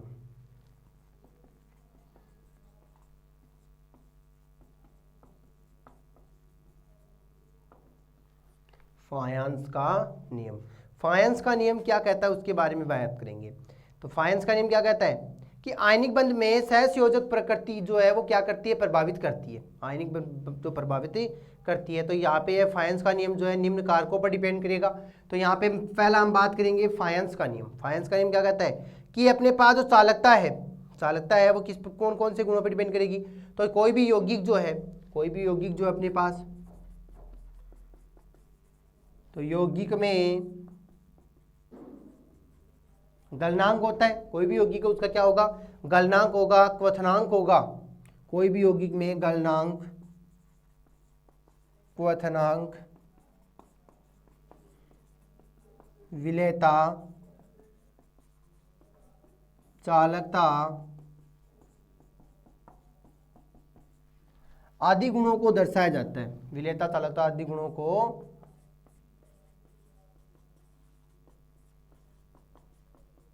दर्शाया जाता है। आदि गुणों को दर्शाया जाता है, जो कि हम ये कह सकते हैं आयनिक गुण।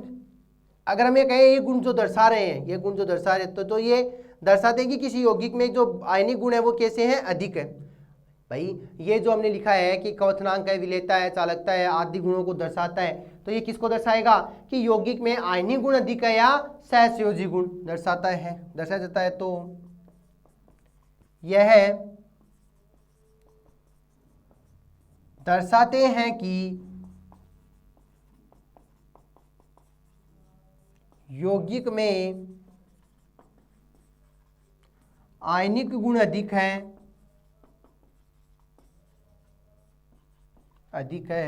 या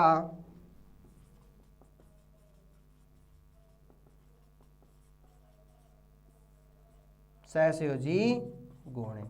यौगिक में गलनांक, क्वथनांक, विलेयता, चालकता आदि गुणों को दर्शाया जाता है, तो ये दर्शाते हैं कि यौगिक में आयनिक गुण अधिक है या सहसंयोजी गुण, सहसंयोजी गुण। तो मैं कह सकता हूं आयनिक यौगिकों के लिए जो गुण हमने लिखे हैं वो क्या होते हैं, अधिक होते हैं। तो यहां लिखेंगे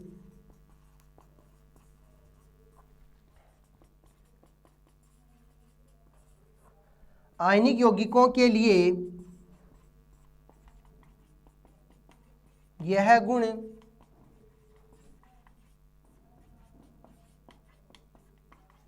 अधिक होता है। आयनिक यौगिकों के लिए यह गुण अधिक होता है, जबकि सहसंयोजी गुणों के लिए क्या हो जाएगा, कम। तथा सहसंयोजी यौगिकों के लिए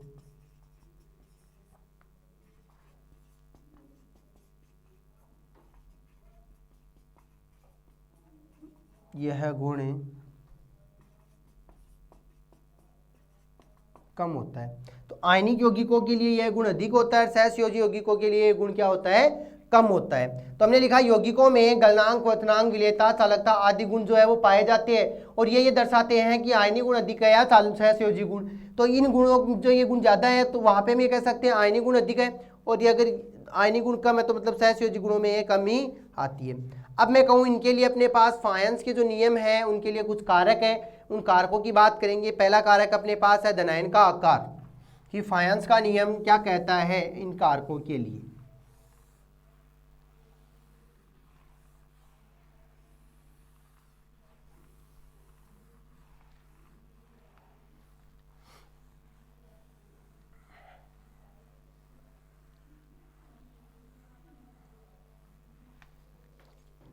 कह रहा है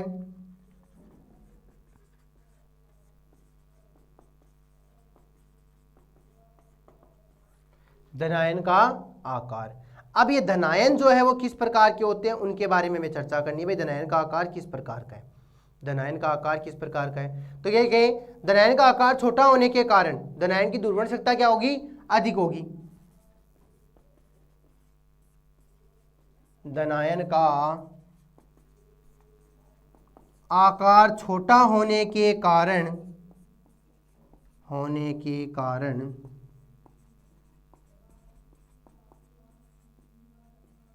दुर्वर्ण शक्ति अधिक होती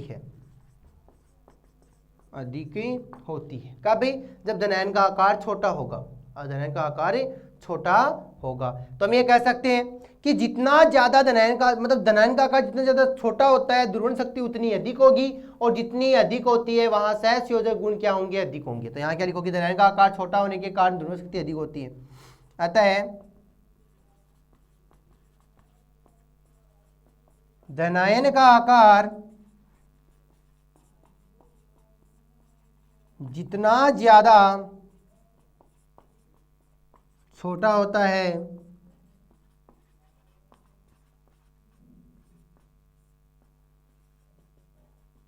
दुर्वर्ण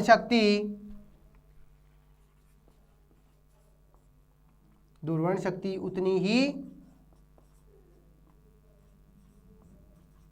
छोटी होती है। अतः धनायन का आकार जितना ज़्यादा छोटा होगा ध्रुवण शक्ति उतनी ही अधिक होती है, जिससे सहसंयोजी गुण अधिक होते हैं।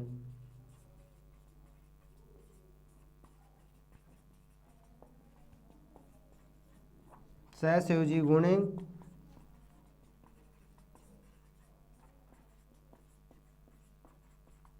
अधिक होते हैं, जिससे सहसंयोजी गुण जो है वो क्या होंगे, अधिक होते हैं। दूसरा में कहें कि भाई ध्रुवण शक्ति अधिक होगी। दूसरा कह रहा है ऋणायन का आकार। भाई धनायन का आकार तो हो गया छोटा, अब बात करेंगे ऋणायन का आकार किस प्रकार का हो। तो यहां ये कहें ऋणायन का आकार जितना बड़ा होता है ध्रुवणता उतनी अधिक होती है। यानी कि अपने पास जैसे धनायन का आकार था वैसे हम बात करेंगे ऋणायन के आकार की, ऋणायन के आकार की। तो ऋणायन का आकार जितना बड़ा होगा वहां ध्रुवणता उतनी होगी। जबकि हमने बात की धनायन की, धनायन का आकार जितना छोटा होता है ध्रुवण शक्ति उतनी ही अधिक होती है। नेक्स्ट कह रहा है ऋणायन का आकार।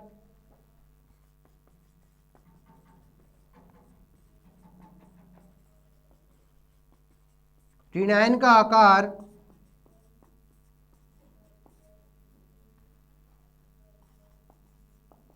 जितना बड़ा होता है, ऋणायन का आकार जितना बड़ा होता है, ऋणायन का आकार जितना बड़ा होता है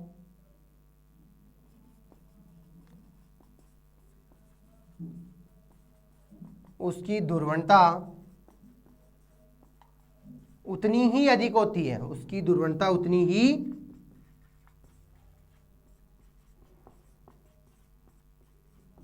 अधिक होती है। तो ऋणायन का आकार जितना बड़ा होगा ध्रुवणता क्या होगी, उतनी ही अधिक होगी। ध्रुवणता क्या होगी, उतनी ही अधिक होगी।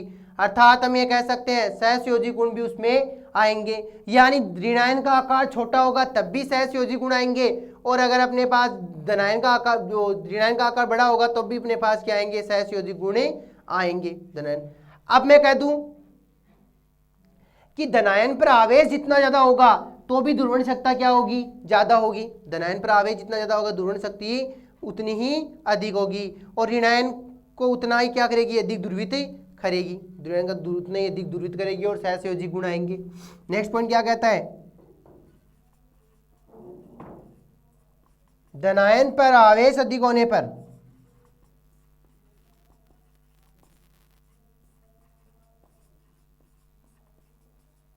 भी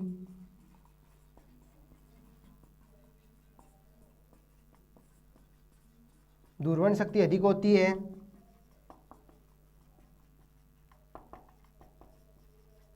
तथा सहसंयोजी गुण आते हैं।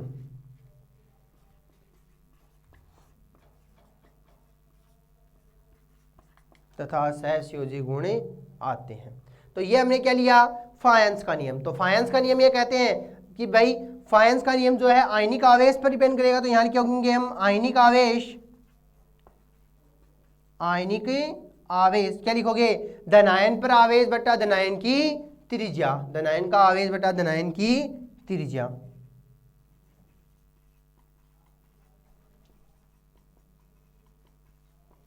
का आवेश